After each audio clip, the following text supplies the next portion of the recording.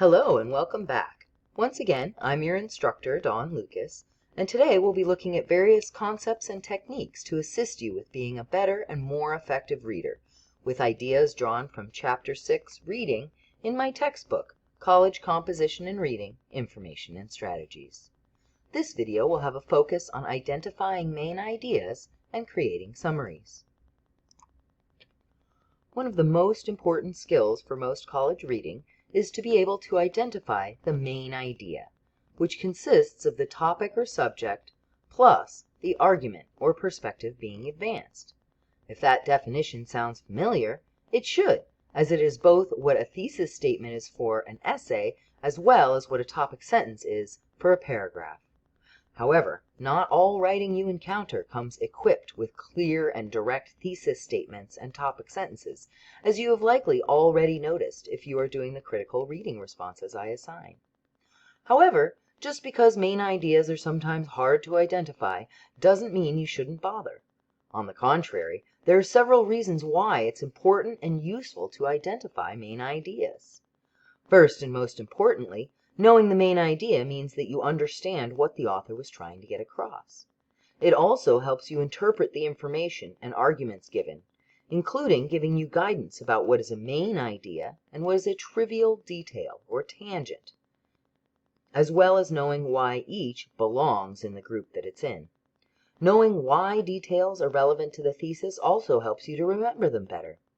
Another advantage of knowing the main idea is that it helps you read faster and more efficiently, as you can pay more attention and concentrate harder on important aspects while reading more quickly past unimportant aspects. Identifying these main ideas is also the main skill needed for writing summaries. You will use these often in your academic life, both because teachers often assign summaries to check students' understanding, and because you'll use summaries in your own papers as support of your ideas.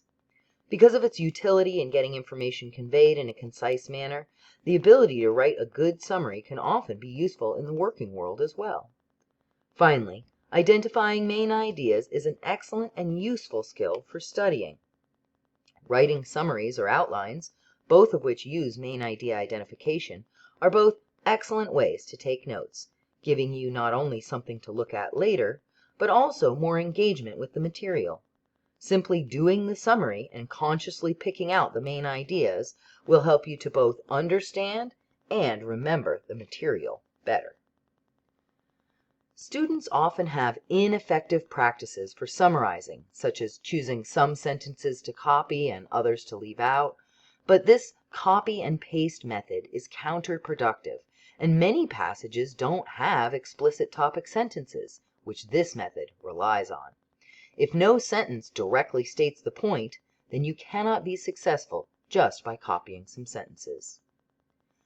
Researchers have identified 3 processes that go into constructing the gist or basic understanding of the core of a piece of writing.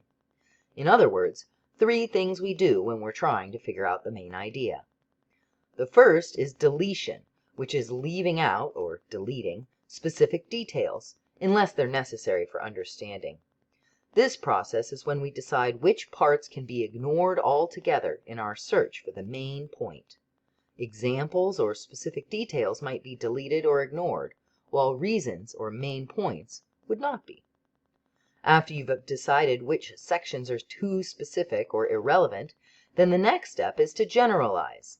Generalization means taking a group of ideas, a paragraph, or a group of paragraphs, and substitute a single sentence that pulls together the specific ideas. You are replacing a set of ideas or sentences with a single sentence that covers them all.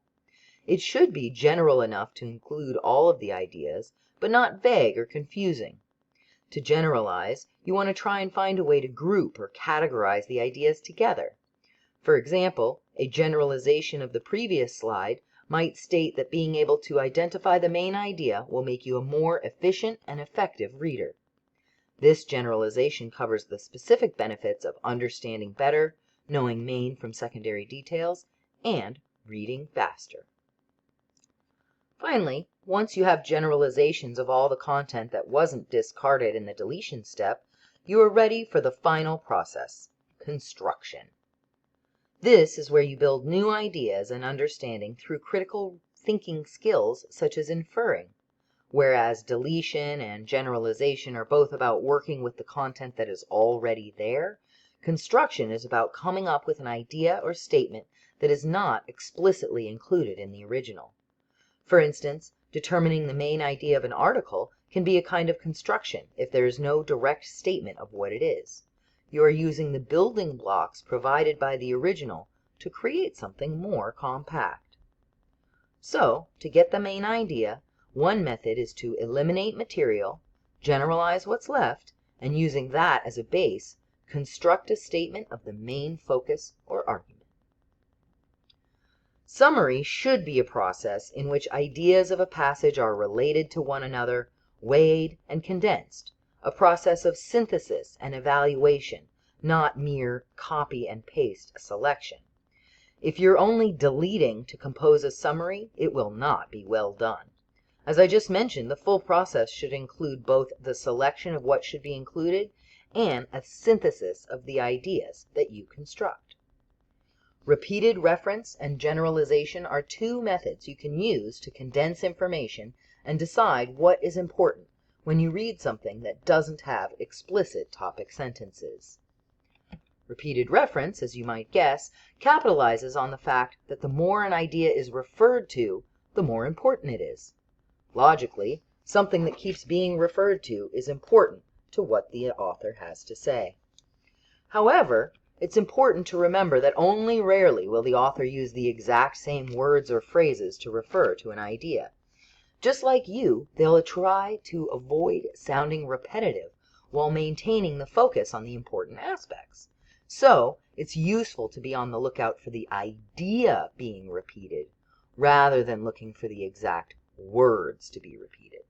Look for synonyms and other references. Repeated references are helpful and relatively easy to find cues to importance because they are part of the surface structure of the text. However, often the main idea or gist is not part of the surface structure, but must be constructed or deduced by the reader, which is where the technique of generalization comes in.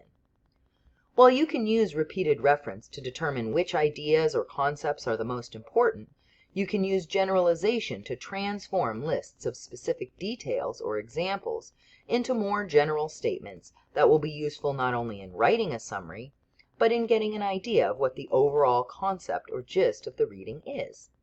Being able to take specific statements and translate them into a general category based on their similarities is an important skill in being able to do generalization well. Both of these skills can help you identify main ideas, which in turn can help you write summaries.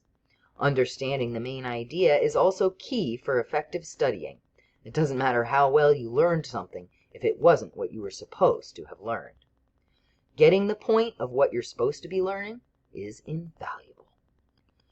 To get a better idea of how these repeated reference and generalization strategies can work together, let's take a look at as an example. As I mentioned, repeated reference can help you decide what is the most important. For example, this original passage is mostly just a list of details. It reads as follows. Following James Marshall's discovery of gold at Sutter's Mill in Coloma in 1848, California's population leaped from 14,000 to 250,000 in only 4 years. Between 1850 and 1859, miners extracted 28,280,711 fine ounces of gold. California has the largest economy in the United States and, in 1997, was the first state to reach the $1 trillion benchmark in gross state product. In 2012, California was ranked the 9th largest economy in the world. California grows more than 3.3 million tons of wine grapes, over 540,000 acres each year, and produces roughly 90% of all U.S. wine. The highest and lowest points in the continental United States are located within 100 miles of one another in California.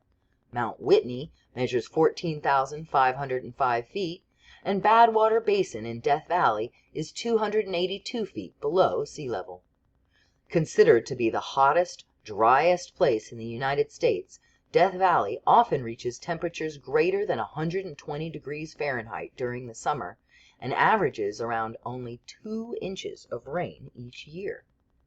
With a trunk slightly greater than 102 feet in circumference, the General Sherman in Sequoia National Park is the largest living tree by volume in the world. It's estimated to be somewhere between 1,800 to 2,700 years old. Despite its urbanization and the loss of land to industry, California still leads the country in agricultural production. About 1/2 of the state's land is federally owned. National parks located throughout the state are devoted to the preservation of nature and natural resources. Now, if we're to look for repeated references, we can see that there are a lot of numbers indicating how big or extreme things are, which you can see from the highlighting I've added. If you like, you can take a moment to examine the highlighting by pausing the video. So, notes for repeated reference might look like this: lots of gold, lots of money, economy, lots of grapes, high and low points close, hottest, driest place, extreme weather, biggest tree, most agriculture. The bottom line then, for what is being referred to a lot, is that California is a state with lots of big and extreme things, from agriculture and economy to natural features like weather and the landscape. From that, we can make a generalization about this list of details, that California is a land of natural extremes, with the largest economy and the most agriculture in the entire country, as well as extreme weather, a high and low point less than 100 miles apart, and the largest living tree in the world. Even that might be a bit too specific, giving too many details, and it reads more like a summary than a statement of the main idea, so we can condense it down further, removing more of the specifics while still capturing the main idea, and say that California is a land of extremes, from economy to topography and weather. So, first we used repeated reference to pull out the ideas that seem to be the most important, and then we used generalization to see what they have in common. That final generalization we made is the main idea of this long passage. As I mentioned earlier, being able to identify the main idea is a crucial skill in everything from understanding what you read to being able to read faster. However, one of the primary uses is to create summaries. Now that we've talked a bit about how to identify the main idea, let's take a look at summaries.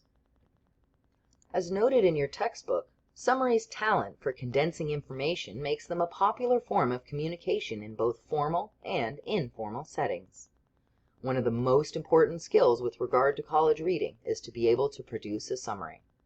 As I'm sure you know, a summary is a brief and condensed version of information given in your own words. For nearly any summary that you do, you will want to mention the author, the title of the work you're summarizing, and the overall point of the writing right at the start of your summary.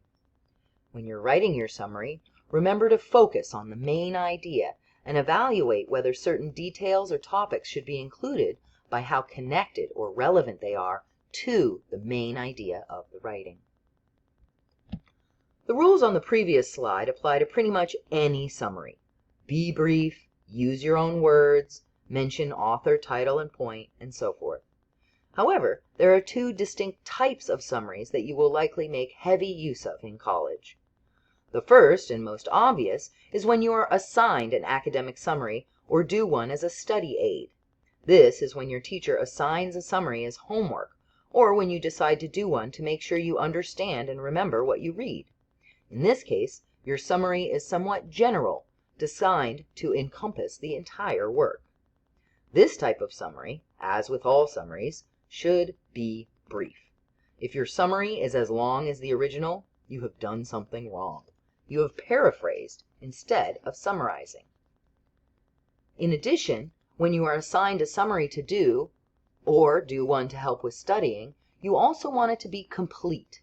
You include only the important details in a summary, and in this case, anything the author considered important should be included. Finally, in these types of summaries, you also want to be objective. Your summary should use neutral language, free of emotional connotations, or any language that indicates your opinion of what is being said. On the other hand, summaries that you create as part of another piece of writing are different. The most common example of this is when you've done research or been assigned a reading, and you want to use some of the information from that source in an essay you're writing. When writing a pie paragraph, the I, or information portion, may be a summary of something you've read. A summary written as part of a larger piece of writing will still be brief. If anything, they'll be even more so than the standalone summaries I was discussing a moment ago. However, they will also be much more narrowly focused. When doing an assigned or standalone summary, what's important is anything the author considers important. When using summary as a tool in your own writing, what's important shrinks, becoming only the aspects that are relevant to the point you're trying to make. Thus, these types of summaries are often shorter and leave out aspects that the author considered to be major points.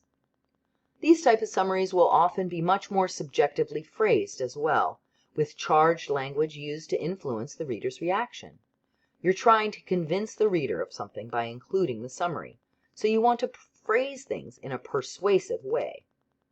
Now that you've heard about the basics of writing a good summary, let's look at some examples to evaluate what the writers are doing well or poorly.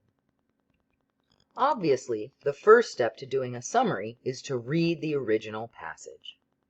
This passage about the ancient philosopher Socrates reads as follows. Socrates is unique among the great philosophers in that he's portrayed and remembered as a quasi-saint or religious figure. Indeed, nearly every school of ancient Greek and Roman philosophy, from the skeptics to the Stoics to the Cynics, desired to claim him as one of their own. Only the Epicureans dismissed him, calling him the Athenian buffoon. Socrates and his followers expanded the purpose of philosophy from trying to understand the outside world to trying to tease apart one's inner values.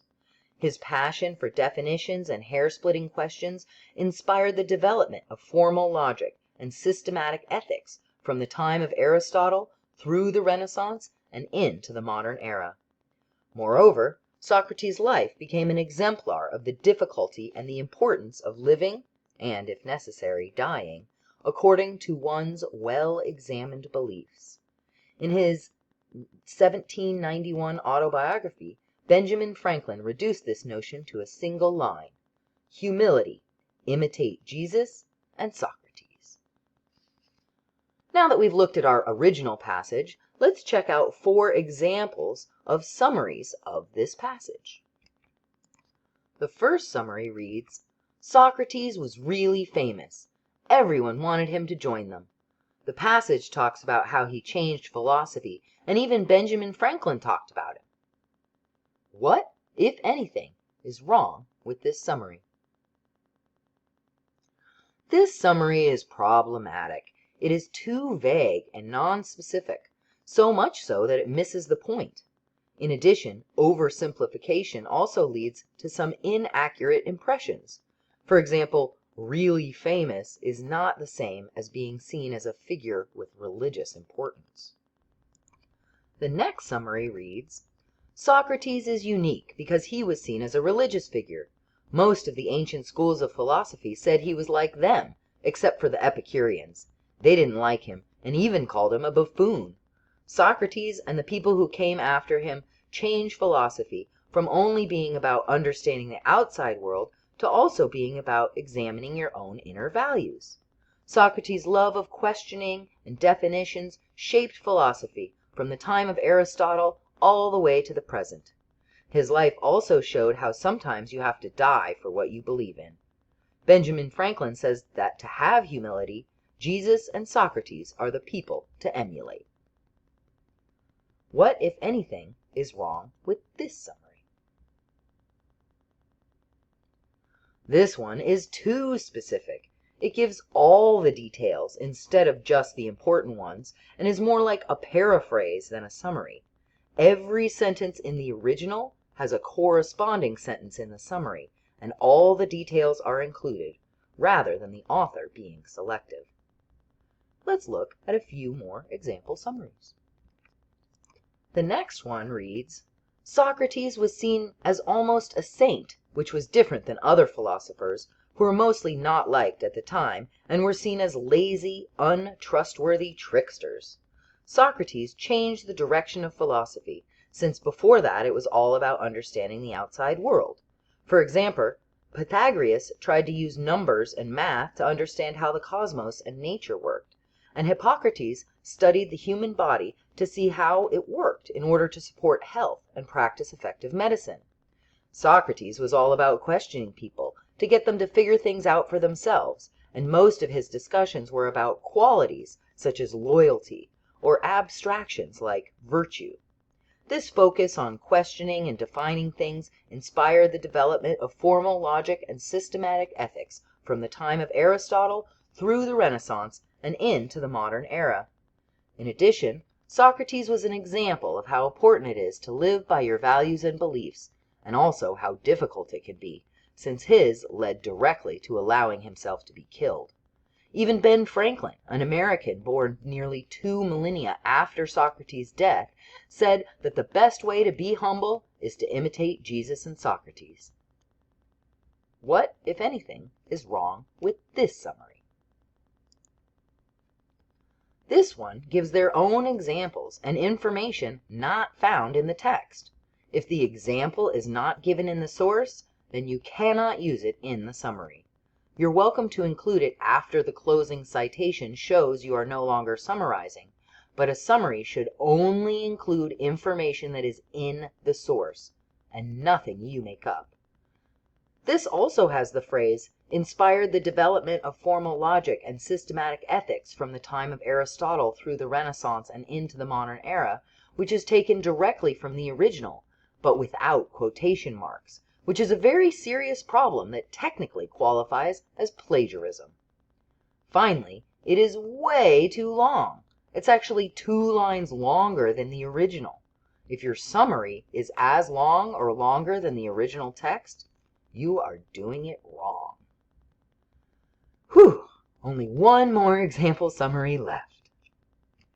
Our final summary reads, Socrates was different than most philosophers because he was seen in an almost religious light, such as when Benjamin Franklin said that to have humility, one must, quote, imitate Jesus and Socrates, end quote.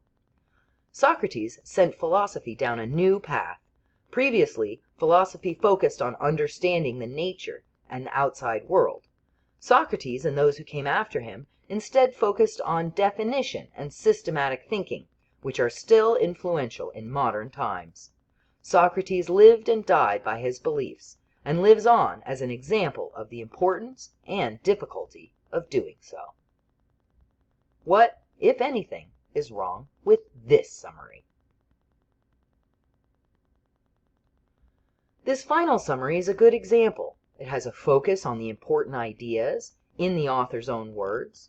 It is condensed. It leaves out details while containing the most important information. This is the kind of summary that you should strive for, particularly when doing an assigned summary.